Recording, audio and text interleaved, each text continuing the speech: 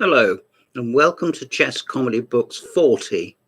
I thought today I would show you some bulletins. This is particularly interesting, I hope, for, well, it's interesting for everybody, really, but it's pretty interesting for me to show you some bulletins of British championships and other little tournaments, and to show you the loving care that was taken so long ago before we had databases or floppy disks or even computers.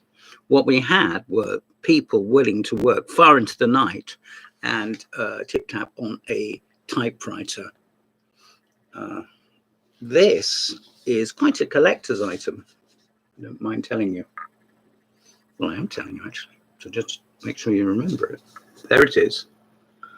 And it says Aberystwyth Chess Congress, 1955. In fact, this was the British Championships at Aberystwyth in 1955. And this copy was owned quite by chance by P.H. Clarke, who signed it. And also on the back, Alan Phillips has also appended his moniker. The games are, to put it mildly, presented crudely, because there was no other way they could have done it. There we are, look. It's in English descriptive notation. They don't have any diagrams, although I'm sure I could have stretched to some. This would have been delivered to the boards on a daily basis once you paid your money by the Bulletin office, who was Ritson Murray, and it's Mr. Gardner. I'm afraid I don't know Mr. K.L. Gardner, but I credit him with some input now. A whole page of corrections, errata sheet. And it is a tournament that in 1955 was won by, do you know? I'm just stalling for time because I can't think. Maybe it was Golombek, was it? Let's see. It's not quite in the coming up to where Penrose was beating everybody. It was Golombek. Yes, he won with black in the last round against Michael Franklin. And it says Salwe Golombek. Hello, Golombek. British champion, 1955. His last round was a joy to observe. In what ended up as a Paulson Sicilian, he blissfully ignored all Franklin's efforts at kingside attack and countered strongly on the queen side. He eventually broke through and switched his attack to his opponent's depleted kingside for a comfortable victory. Even more exciting, however, was the game which robbed Milner Barry of a share of the title. Wade played the Sicilian and suddenly countered viciously in the centre. Milner Barry found himself in a maze of complications and resigned when all was lost after only 20 moves. I seem to remember that Milner Barry was averse to studying opening theory and called those people who did immerse themselves in little else pundits.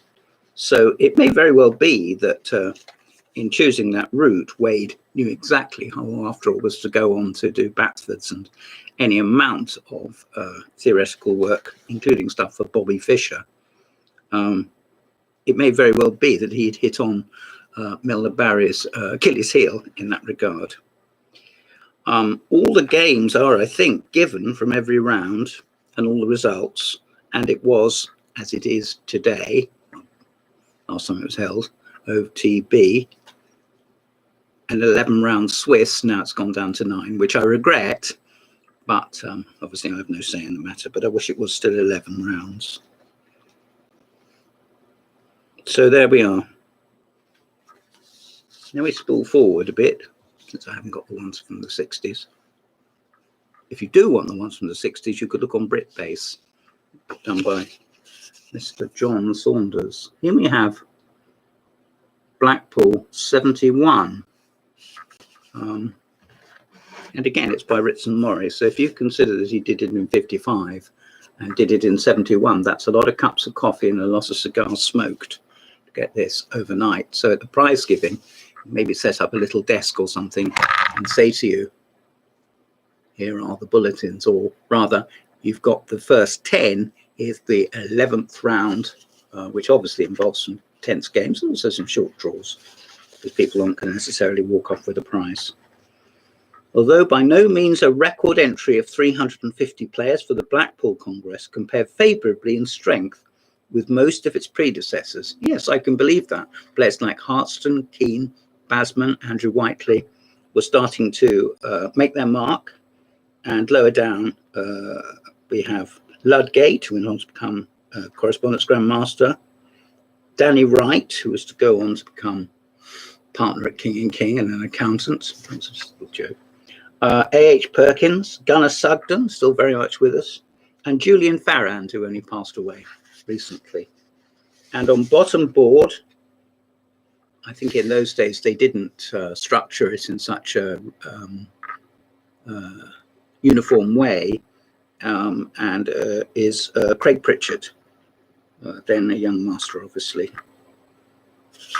And now, 50 years later, when we were up in Hull, I was able to say that Craig is celebrating 50 years in the British Championships.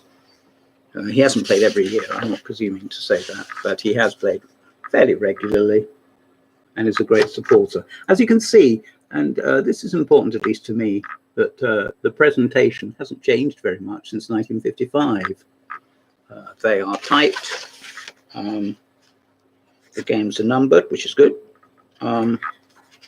And there's a game by Peter Markland, who is recently being discussed on the EC forum about whether he should be put forward for a Grandmaster title. My strong feeling is that he shouldn't be, but it's lovely. The most important thing for a player is that we should look at his games the same way as with Beethoven or somebody. I mean, there's no comparison, but you know what I mean. What you must do is not, rhapsodize, but simply get out the recordings and listen to them. Here's an example of Penrose, as heir apparent to who has had a short draw with Michael MacDonald Ross. I spoke to him 4 years ago, I think, at the London Classic, and we had a nice chat. And he called Penrose Johnny, which is not something that you would, only a contemporary in a way would think of saying that. And I remember Dick Boxall, who was the controller, local to me at Basingstoke, saying that Penrose would often give away a draw against someone whom he did not consider, but particularly in the opening rounds, to be a rival. And then, if he was playing Keane or if he was playing Hartston, or what you will, then he would launch into the attack. Let me give you another example of if you consider that somebody that knows little about chess, just the moves and is interested, saw that, it's just impenetrable. I mean, you may as well look at a barbed wire fence. But now you see the importance of diagrams and of notes and of, in a way, slowing up the tempo and also putting in, which you can overdo, the photographs. But there we are. Here's an example of round 9, and it shows the results of the top games. Well, all the games in the British Championships itself. There we are. Can you get that in? Thought not, but there we are. Yes, you can see it. You can see it. There we are. And finally, it gives the final scores. There's the cross table. Just get this. 2, 1, 2. So there you are, all the results. Plus for a win, half for a draw, and nothing for a loss. The tournament was won by Raymond Keane.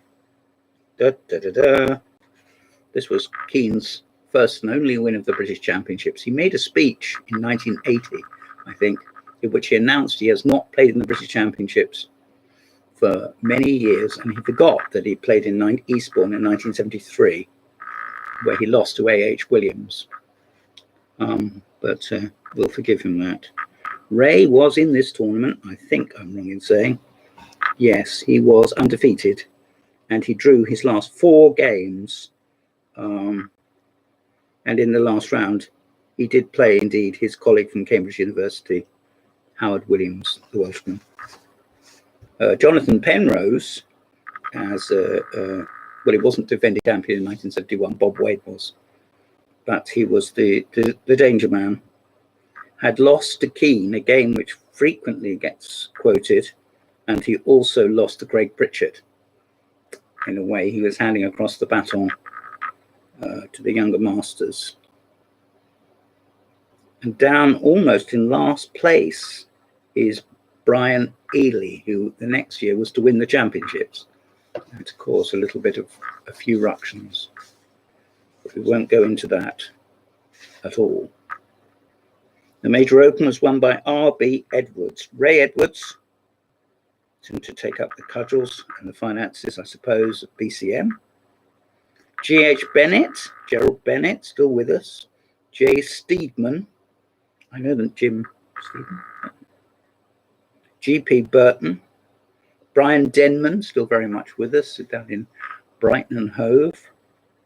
N. Gill, I think he might have been a Northern Isle of Man player. And George Dixon. And R.F. Harmon, a very dear friend of mine, who's no longer with us. And the first class was won by Roger Hardy. So we've fallen amongst thieves here. The British Boys was won by Dr. Jonathan Mestel, who British Chess News have interviewed on Friday night. John Upham. Yeah, Jonathan Mestel with 10.5. And Terry Chapman, again, still very much with us and a patron of the game. A.J. Morley, D. Tudhope. I don't know those guys, but it's interesting that the top names are known to me. Chris Cooley went to the under-16s, and his brother, who presumably has given up the under-14s. And the girls' under-18s was won by Sheila Jackson. What can have happened to her? And the girls' under-14s was won by S.L. Caldwell. So there you are. Now, this will show you what enthusiasm can do. This will show you what collaboration can generate all these years later, 50 years. And look at it, it's bursting with chess. Look at it. Better presented games, but still done on maybe even a portable typewriter, I don't know. But it does contain any amount of enthusiasm and any amount of games. Not all of them, of course, but here's all the scores from various tournaments. They had all sorts of sections, so they should do. I mean, you can't all play together, I don't think. You could do. I remember Ian Stenhouse saying to me at the Southampton Open that sometimes the very strongest don't get to play the very weakest, because Miles dropped half a point against Steve Cool in the opening round, and people were making comments, and he said, "It's better than losing, isn't it?" And he went on to win the tournament, equal with Gerald Bennett.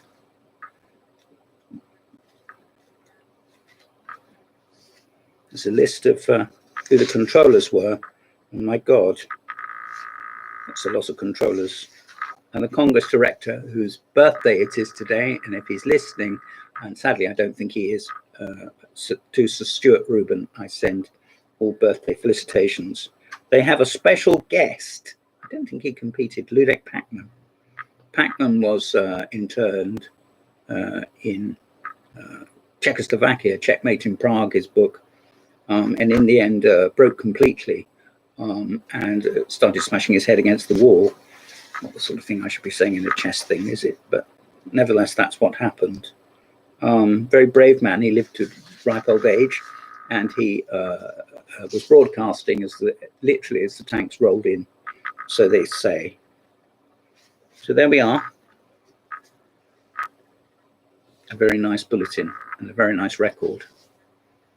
Here we have, just after the Fischer-Spassky, 1973 with a glossy cover. Look at that. Look at that. Whoa. He's born 1973. Very nice place for a holiday. You can watch a bit of tennis. Now, as you can see, this is an altogether more professional effort, even though that's just done on a typewriter, but I don't think it's a portable typewriter. So let's see who was playing in those wee days. On top board, David Pritchard, the games man, was playing Vic Knox. Howard Williams from Wales was playing his compatriot Stuart Hutchings. It says Hall. I'm not certain whether that's RVM Hall, the retired judge and postal grandmaster. And he lost to soon-to-be champion. Well, he was the defending champion then, Brian Ely. Further down, we have Peter Clark playing Tony Miles, and they didn't know the result, presumably because it was adjourned. And even further down, Bill Hartston playing Ludgate, and Richard Eales, who was to write the book on chess, A History of a Game, playing Danny Wright. So I would think this is and John Spielman losing with White against a little-known player, R.D. Keane. So let's look again. I'll show you how the games are presented. And these would have been typed out and handed out, photocopied, banded off, as it used to be called, and put out on the boards by the various helpers. Now that's nice and clear, isn't it? I don't necessarily approve of, they've gone over to algebraic notation, which not everyone would have liked. Not everybody likes it now or uses it now, but for my own part, I would prefer it. And there's the game which Ray lost, which he'd forgotten about, game 146 against Howard Williams. I expect he expected. Williams played 1e4, which I don't think he always did. And Keane replied with the winner, which was perhaps, even though he was steeped in Nimzovician, a wealth of Nimzoviciana, as Golombek called it. Sounds like it is advertising a property, a wealth of exposed beams, which means all the plasters come off. It's estate agent ease. Well, here we are. The final scores were two people tying, Basman and Hartston. Mike Basman, still with us. Bill Hartston, still on television. Third was Howard Williams, very much retired from chess. He does occasionally push the pawns. And fourth equal, Tony Miles, Andrew Whiteley, and Jeff Horner. Jeff is still with us. Miles and Whiteley have passed away. Nigel Holloway, not a name we see these days, I don't think. Jonathan Mestel, Jonathan Penrose, and Jerry Bennett and George Bottle and Richard Eales, blah, blah, blah. Okay, so it was a championship of 36 players. When the idea of going across to the Swiss system was put forward, I nearly said posited, the BCF, as it was then, looked at 32 players, but there was some leniency exercised and it went up to 36. Here we have a very great year, Portsmouth 76, when Mestel swept the board. We are still dealing with typing and we're still in algebraic notation, but I think you will agree with me that that's readable. And you can look through the scores for various games. They're all here. It was a very strong championships, and I remember standing there it had its separate room that time in the tournament hall and watching Miles when he was the exchange down against Mestel. And Jonathan scored 9.5, Whiteley 8, and Haygarth, who coming back in the car, somebody said to Michael Haygarth, "Come on, Mike, what about going professional?" Well, he all but disappeared from the game, and when he got married, in my opinion, as a result of him getting married, he disappeared completely. Vic Knox and Jonathan Spielman, and behind them some very hard-working masters, still both with us. Bellin, Chandler, the late Glenn Lambert from Portsmouth, the local boy, Tony Miles, and again, very much still with us, Nigel Povar, all the way down to David Vaughan, who in Blackpool 88 had the pleasure and unique distinction of drawing with me. Oh, I'll cut that bit out. Here we are north of the border. We are Air 78.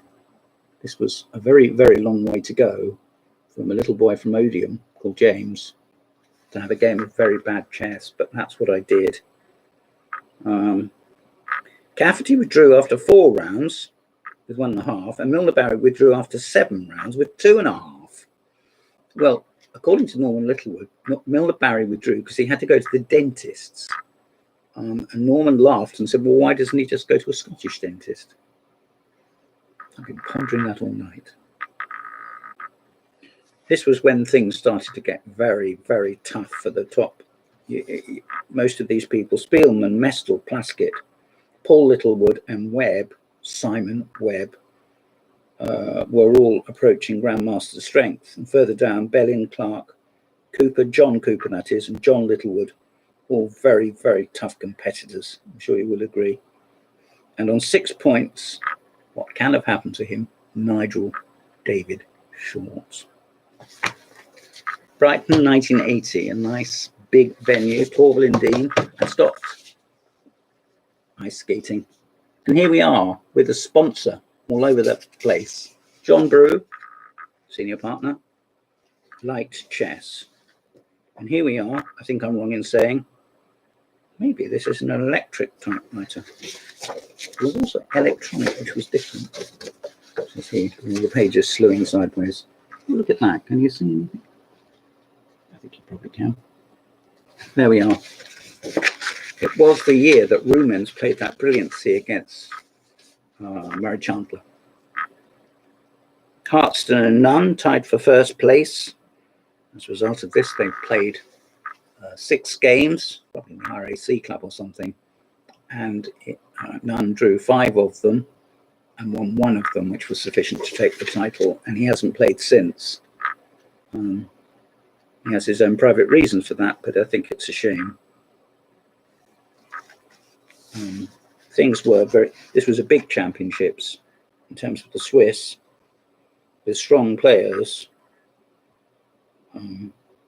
John Cooper, for example, Malcolm Payne, Julian Hodgson on one of the lower boards, was to become a grandmaster, 3 times British champion or something like that.